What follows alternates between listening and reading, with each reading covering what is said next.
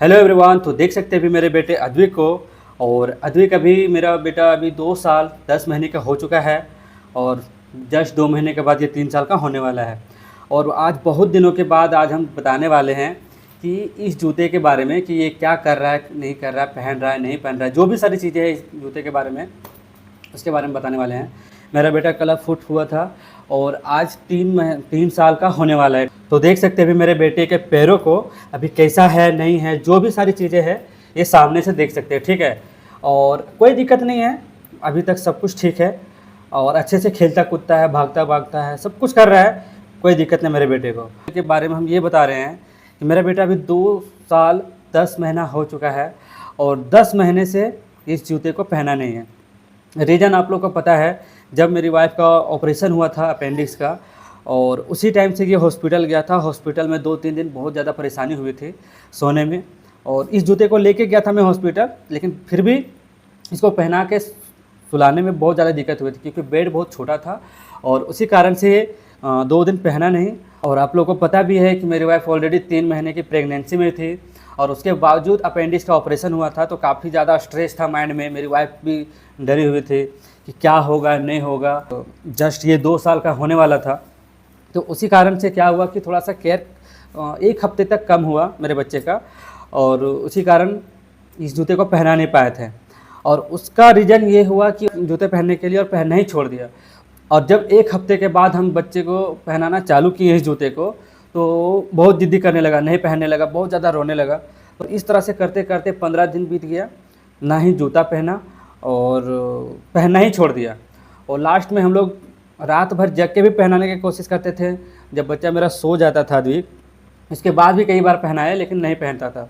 Wife का delivery भी धीरे धीरे बढ़ते जा रहा था, तीसरा से चौथा महीना, 5वां महीना, और कुछ और नया प्रॉब्लम हो गया था 1 हफ्ते के बाद।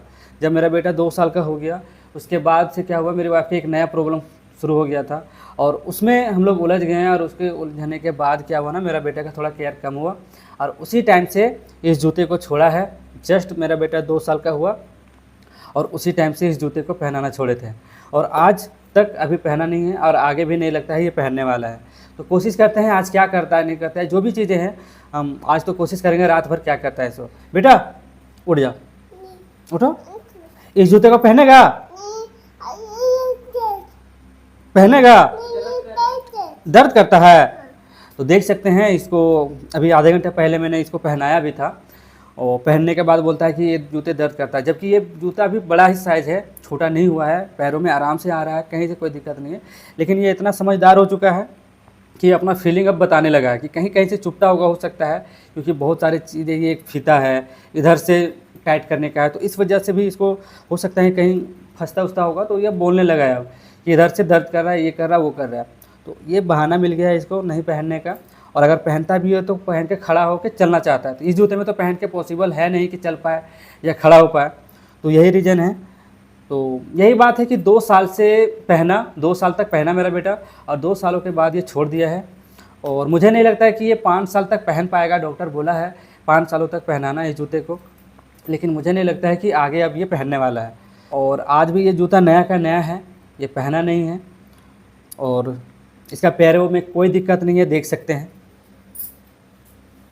जो पहले था वैसा ही है। जूता छोड़ने से पहले भी इसी तरह से मेरे बेटे का पैर था और अभी भी ऐसा ही है। और चलने दौड़ने भागने में कभी किसी चीज़ का कोई प्रॉब्लम नहीं है, मेरा बेटा ठीक है। और हो सकता है अब 2-4 दिन के बाद या इस हफ्ते के बाद इसको स्कूल में एडमिशन भी करवाएं और ये स्कूल जाना चालू करेगा ये। हाँ बेटा, स्कूल जाएगा, पढ़ाई करेगा, हाँ।